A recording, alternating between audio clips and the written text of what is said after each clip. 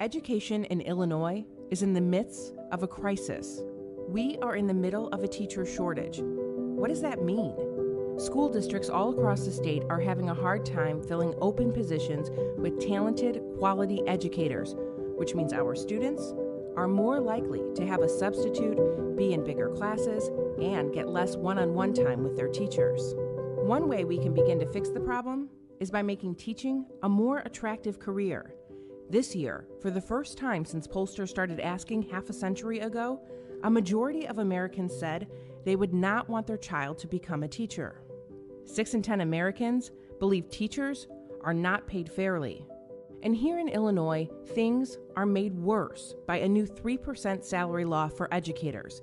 If a teacher's salary is increased by more than 3%, a school district could pay additional money to the state.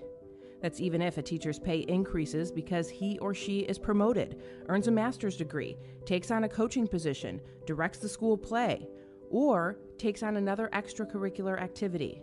At one point in time, the state allowed for exceptions, similar to the ones we just mentioned, from being subject to any kind of salary threshold.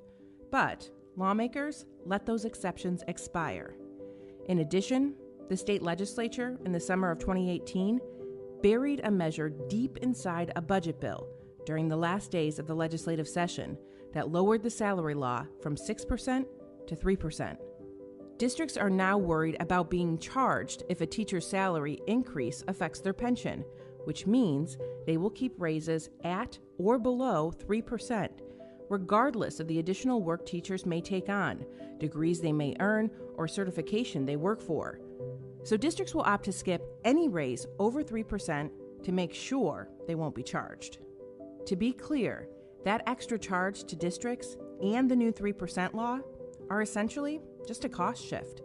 The state underfunded the pension system for years and now wants to shift pension costs to local school districts that will be forced to use property taxes to cover those costs, and to universities and community college systems that will pass the costs onto students.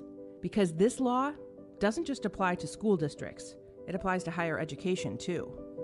We need your help telling our lawmakers to reverse the 3% salary law and put it back to 6%.